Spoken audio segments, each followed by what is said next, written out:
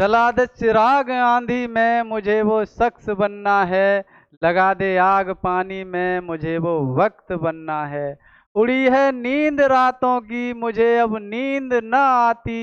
जो किसी की नींद बन जाए, मुझे वो नींद बनना है। यहाँ पर नींद का अर्थ है सुख या चैन से। जो किसी की नींद बन जाए, मुझे वो नींद बनना है। कि घर कब आएगा बेटे, मेरी आंखें तरसती हैं। मेरा बापू ये कहता है, मेरी माँ भी ये कहती है।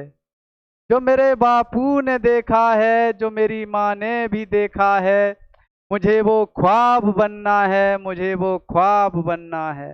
हेलो नमस्कार साथियों, मैं मंगल सिंह आप सभी लोगों का स्वागत करता हूं हमारे बुद्धा क्लासेस में।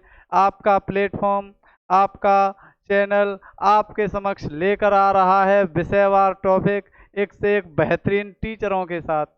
मैं आप लोगों को पढ़ाने आ रहा हूं हिंदी, और हम कई टॉपिक कंप्लीट कर चुके हैं, जिसमें अगला जो टॉपिक है आप लोगों का बहुत ही जबरदस्त, लाजवाब, फंटेस्टिक, माइंड ब्लोइंग होने वाला है। तो आप लोग जुड़े रहिए बुद्धा क्लासेस के साथ, बेहतरीन फैकल्टी के साथ। जरा आ जाइए सर, आज का जो टॉपिक है वो क्या है? तो जरा देखकर बताइए कि आज का टॉपिक क्या है। सर आज का जो टॉपिक है वह है उपसर्ग। उपसर्ग हम पढ़ेंगे, और उस तरीके से उपसर्ग पढ़ेंगे जैसा शायद आप लोगों ने कभी नहीं पढ़ा होगा। उपसर्ग कंप्लीट करने के बाद एग्जाम में आपका 1 या 2 नंबर पक्का हो जाएगा। साथियों आज हम उपसर्ग पढ़ेंगे ही नहीं, उपसर्ग समझेंगे भी। तो जरा आ जाइए आप। सर हम उपसर्ग की बात करें तो ये 2 टर्मों से मिलकर बना हुआ है, और वो 2 टर्म कौन कौन से हैं? आप लोग कहेंगे कि ये उप प्लस सर्ग, उप प्लस सर्ग 2 टर्मों से मिलकर। उप का मतलब क्या होता है? सर यदि मैं उप के मतलब की बात आप लोगों से करूं तो आप लोग कहेंगे कि सर उप जो है ना, इसका अर्थ होता है समीप या निकट। और सर्ग का मतलब क्या होता है? इसका अर्थ होता है बनाना। इसका अर्थ क्या होता है? बनाना। अर्थात किसी शब्द के आगे ये उपसर्ग लग जाए, वह शब्द के अर्थ में विशेषता प्रकट कर देता है। क्या? सर उपसर्ग उस शब्द के अर्थ में विशेषता प्रकट कर देता है। क्या साथियों? उपसर्ग। जरा उपसर्ग की चर्चा मैं आप लोगों से करूं तो सर ये जो उपसर्ग है ना, ये शब्द निर्माण की एक विधि है। शब्द निर्माण की विधियां कितनी? आप लोग कहोगे 4। कौन कौन सी? संधि, समास, उपसर्ग और प्रत्यय। तो हमने कहा कि ये उपसर्ग जो है ना, उपसर्ग जो है ना सर, ये शब्द निर्माण की एक विधि है। क्या है सर? क्या है सर? ये शब्द निर्माण की एक विधि है।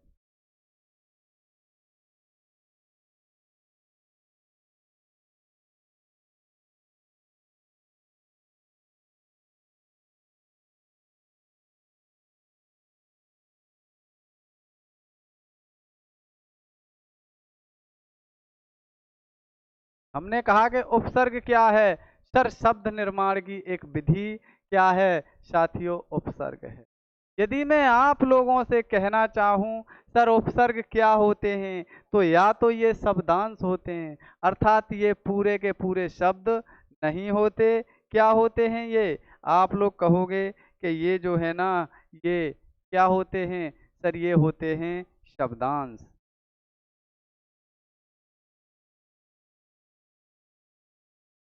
सर ये उपसर्ग, शब्दांश या अव्यय, या इसको ही हम अविकारी शब्द बोल सकते हैं। अविकारी।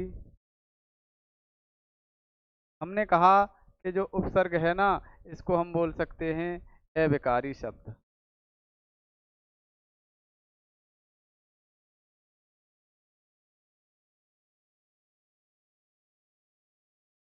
उपसर्ग जो है ना, उपसर्ग शब्दांश, अव्यय, अविकारी शब्द होते हैं।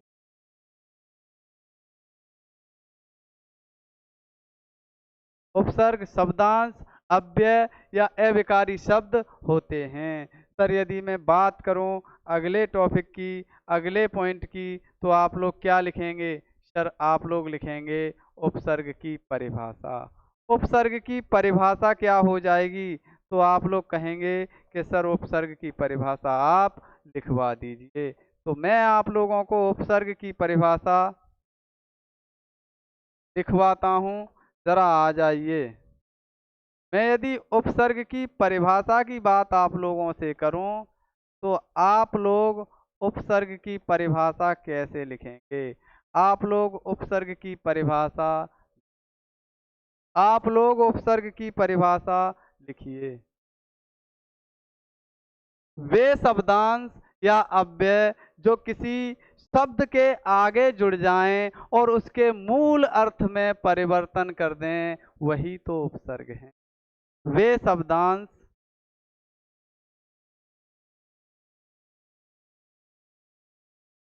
जो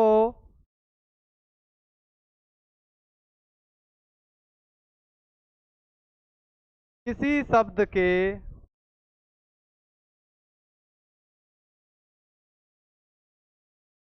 आगे जुड़कर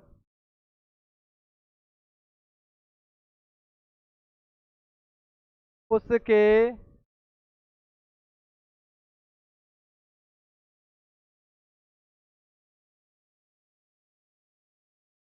मूल अर्थ में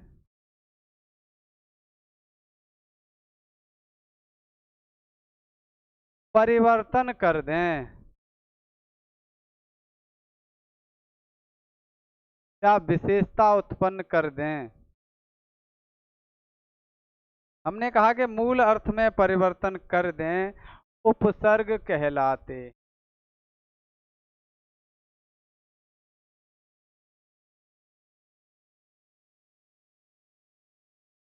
हमने कहा कि वे शब्दांश या अव्यय जो किसी शब्द के आगे जुड़कर उसके मूल अर्थ में क्या कर दें?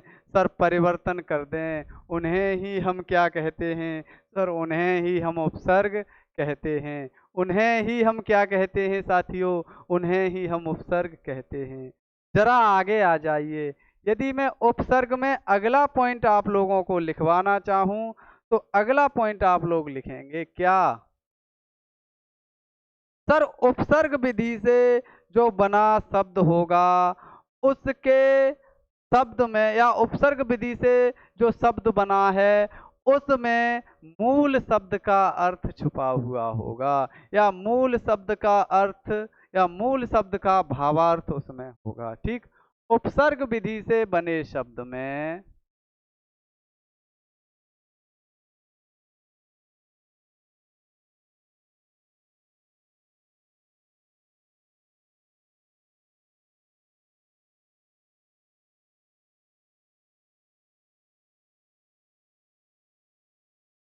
उपसर्ग विधि से बने शब्द में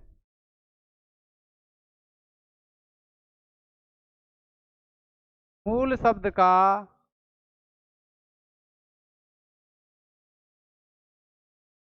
अर्थ छिपा हुआ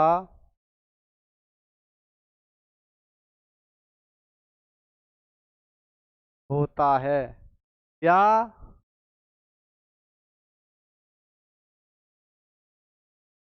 उसका अर्थ मूल शब्द के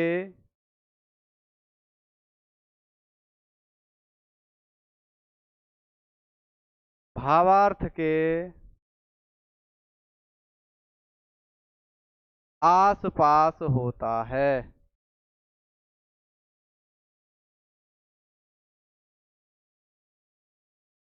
हमने कहा कि उपसर्ग विधि से जो शब्द बनेगा उसमें मूल शब्द का अर्थ छुपा हुआ होगा या उसका जो अर्थ है मूल शब्द के भावार्थ के आसपास होगा।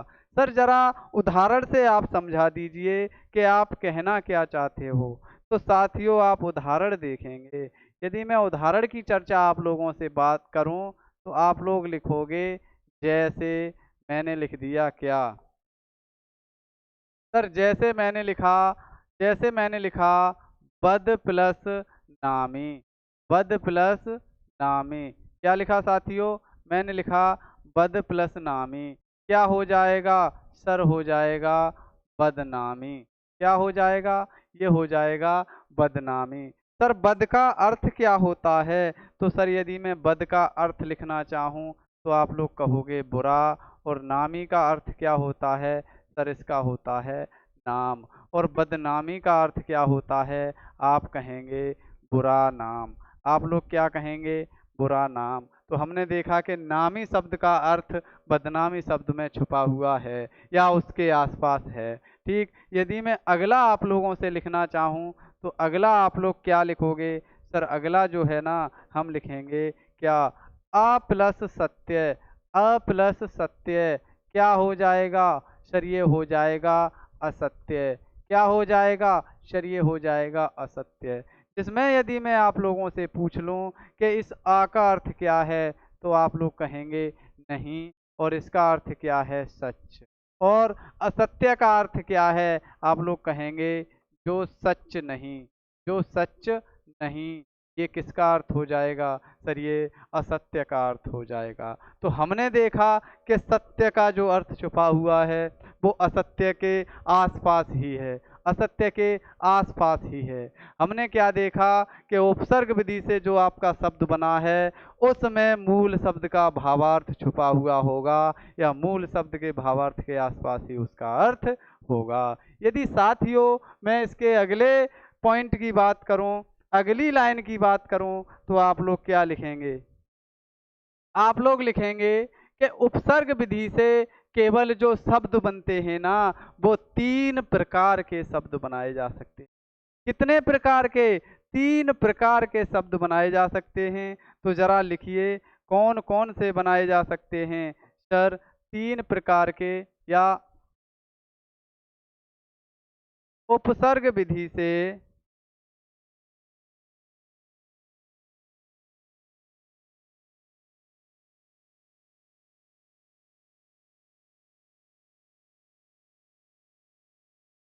उपसर्ग विधि से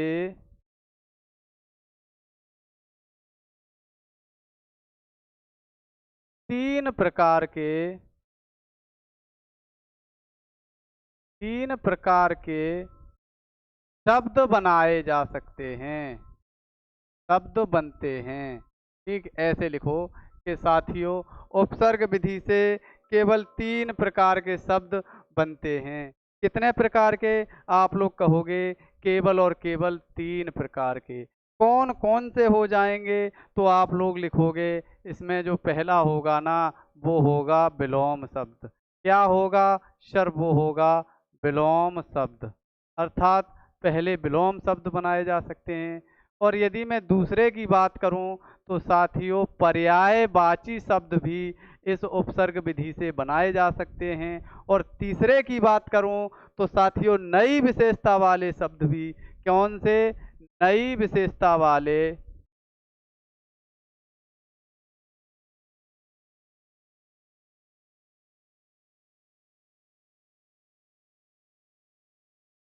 कौन से? आप लोग कहेंगे कि नई विशेषता वाले शब्द।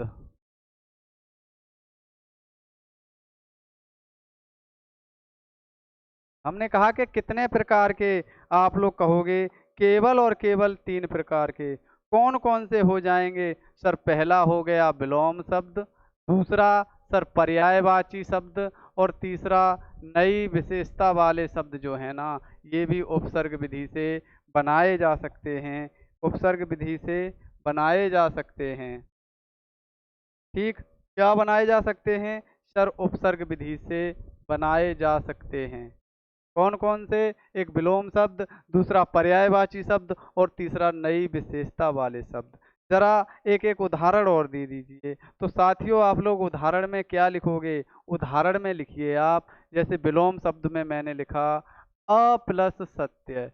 आ प्लस सत्य क्या हो जाएगा? आप लोग कहेंगे ये हो जाएगा असत्य। आपने देखा कि मूल शब्द जो सत्य था उसका अपोजिट क्या है? सर उसका अपोजिट असत्य हो जाएगा। अगला देखा मैंने क्या? सर बद प्लस नामी। बद प्लस नामी। सर बद प्लस नामी का क्या हो जाएगा? ये हो जाएगा क्या? सर ये हो जाएगा बदनामी। नामी का मतलब अच्छा नाम और बदनामी का मतलब बुरा नाम, अर्थात ये भी एक दूसरे के विपरीत हैं। क्या हैं साथियों? ये भी एक दूसरे के विपरीत हैं। जब ये एक दूसरे के विपरीत हैं तो इन्हीं को तो हम विलोम शब्द कहेंगे। अर्थात उपसर्ग विधि से पहला जो प्रकार बनाया जा सकता है वो हो जाएगा विलोम शब्द, और दूसरे जो शब्द बनाए जा सकते हैं वो पर्यायवाची शब्द हो जाएंगे। सर जरा इसका और उदाहरण दे दीजिए। यदि मैं इसके उदाहरण की आप लोगों से बात करूं तो आप लोग पहला लिखोगे क्या? पर प्लस भ्रमण। पर प्लस भ्रमण। सर क्या हो जाएगा? ये हो जाएगा परिभ्रमण। क्या हो जाएगा साथियों? ये हो जाएगा परिभ्रमण। क्या हो जाएगा? सर ये हो जाएगा परिभ्रमण। क्या हो जाएगा साथियों? ये हो जाएगा परिभ्रमण। और यदि आप दूसरा एग्जाम्पल लिखना चाहो तो दूसरा आप एग्जाम्पल लिख सकते हो नी प्लस रोध। क्या लिख सकते हो? नी प्लस रोध। क्या हो जाएगा? आप लोग कहेंगे निरोध। रोध और निरोध सेम अर्थ रखते हैं, इसीलिए पर्यायवाची। भ्रमण और परिभ्रमण सेम अर्थ रखते हैं सर, इसीलिए ये भी क्या होंगे? सर ये भी आपके पर्यायवाची होंगे। तो हमने देखा कि उपसर्ग विधि से जो है ना पर्यायवाची भी शब्द बनाए जा सकते।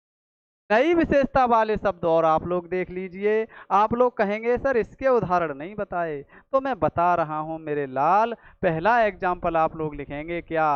अधि प्लस कार। अधि प्लस कार क्या हो जाएगा? आप लोग कहेंगे ये हो जाएगा अधिकार। क्या हो जाएगा साथियों? ये हो जाएगा अधिकार। ठीक, क्या हो जाएगा? सर ये हो जाएगा अधिकार। एकदम नई विशेषता का शब्द बना है। अधि का मतलब होता है यहाँ पर अधिक, और कार का मतलब होता है करना। ठीक, लेकिन अधिकार का मतलब हो जाएगा क्या? सर अधिकार का मतलब हो जाएगा कब्जा करना। क्या? कब्जा करना। और अगला यदि आप लोग लिखना चाहो तो लिख सकते हो अति प्लस आचार। क्या हो जाएगा? सर ये हो जाएगा अत्याचार। क्या हो जाएगा? ये हो जाएगा अत्याचार। क्या हो जाएगा साथियों? ये हो जाएगा अत्याचार। तो आप लोगों ने क्या देखा?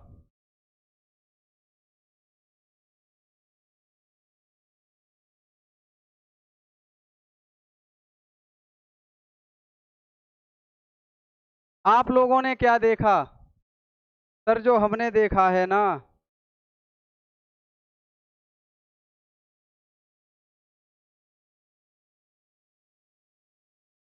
सर जो हमने देखा है ना वो हो गया आपका अति प्लस कार। अति प्लस कार अधिकार, और अति प्लस आचार अत्याचार। ये नई विशेषता दे रहे हैं, तो ये नई विशेषता वाले शब्द हो जाएंगे। हमने क्या देखा कि सर उपसर्ग विधि से तीन प्रकार के शब्द बने। पहला आपका विलोम शब्द, दूसरा आपका पर्यायवाची शब्द, और तीसरा आपका नई विशेषता वाला शब्द। सर ये उपसर्ग विधि का हम पहला लेक्चर पढ़ रहे हैं। सर जरा यदि मैं आगे की बात करूं तो आप लोग कहेंगे कि सर उपसर्ग होते कितने हैं? उपसर्ग होते कितने हैं? तो मैं यदि संख्या की बात करूं, किसकी बात करूं?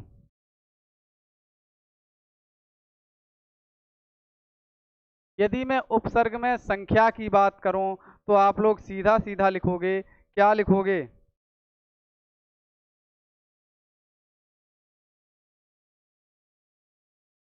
यदि मैं संख्या की बात करूं तो आप लोग लिखोगे संख्या में। सर जो संस्कृत है ना, संस्कृत भाषा देवों की भाषा। संस्कृत में जो है होते हैं क्या 22 उपसर्ग। कितने उपसर्ग? 22 उपसर्ग। और यदि मैं बात करूं आप लोगों से हिंदी, सर जो हमारी हिंदी भाषा है ना, हिंदी में आप लोग कहोगे कि हिंदी जो है ना इसमें होते हैं कितने, आप लोग कहेंगे कि सर हिंदी है इसमें होते हैं 13 उपसर्ग। कितने? 13 उपसर्ग। और यदि मैं बात करूं उर्दू भाषा की, उर्दू भाषा की मैं आप लोगों से बात करूं तो उर्दू भाषा में जो है ना आप लोग कहेंगे 19 उपसर्ग होते हैं। कितने? आप लोग कहेंगे कि 19 उपसर्ग जो है ना वो उर्दू भाषा में होते हैं। हमने कहा, क्या कहा हमने? सर हमने एक ही बात तो कही। कौन सी वाली? सर बात जो हमने कही थी वो थी कि 22 उपसर्ग संस्कृत में, 13 उपसर्ग हिंदी में और 19 उपसर्ग किस में होते हैं साथियों? जो 19 उपसर्ग हैं ना वो आपके उर्दू भाषा में होते हैं। तो साथियों कल की क्लास में हम पढ़ेंगे संस्कृत के उपसर्ग प्लस हिंदी के उपसर्ग। ठीक, ये हम आगे की क्लास में पढ़ेंगे। जरा आज का आप लोग देख लीजिए क्या पढ़ा आप लोगों ने। सर हमने पढ़ा उपसर्ग जो दो टर्मों से मिलकर बना, उप प्लस सर्ग। उप का मतलब समीप और सर्ग का मतलब बनाना या सृष्टि करना। ठीक, ये उपसर्ग क्या है? सर शब्द निर्माण की एक विधि है। उपसर्ग शब्दांश या अव्यय या अविकारी शब्द होते हैं। ठीक, यदि मैं परिभाषा की बात करूं तो आप लोग कहेंगे कि वे शब्दांश जो किसी शब्द के आगे जुड़कर उसके मूल अर्थ में परिवर्तन कर दें उपसर्ग कहलाते हैं। मूल अर्थ में विशेषता प्रकट कर दें उपसर्ग कहलाते हैं। सर आगे हमने क्या पढ़ा? हमने पढ़ा उपसर्ग विधि से बने शब्द में मूल शब्द का अर्थ छिपा हुआ होता है या उसका अर्थ मूल अर्थ के भावार्थ के आसपास होता है, या उपसर्ग विधि से बनाए हुए शब्द का जो अर्थ है वो मूल अर्थ के, मूल शब्द के भावार्थ के आसपास होता है। जैसे हमने बद प्लस नामी देखा, जैसे हमने अ प्लस सत्य देखा, असत्य। और आगे हमने क्या पढ़ा? सर उपसर्ग विधि से 3 प्रकार के शब्द बनाए जा सकते हैं। पहला विलोम शब्द, दूसरा पर्यायवाची और तीसरा नई विशेषता वाले शब्द। आगे हमने क्या देखा? सर इनकी संख्या की बात करें तो संस्कृत में 22, हिंदी में 13 और उर्दू में हमको 19 उपसर्ग पढ़ने हैं साथियों। आप लोगों से मुलाकात कल की क्लास में फिर होगी। यदि आपको हमारी क्लास बढ़िया लगती है, बेहतरीन लगती है, ज़बरदस्त लगती है, लाजवाब लगती है तो इसे लाइक भी किया करो, अपने मित्रों में शेयर भी किया करो। थैंक यू, धन्यवाद, जय हिंद, वंदे मातरम साथियों।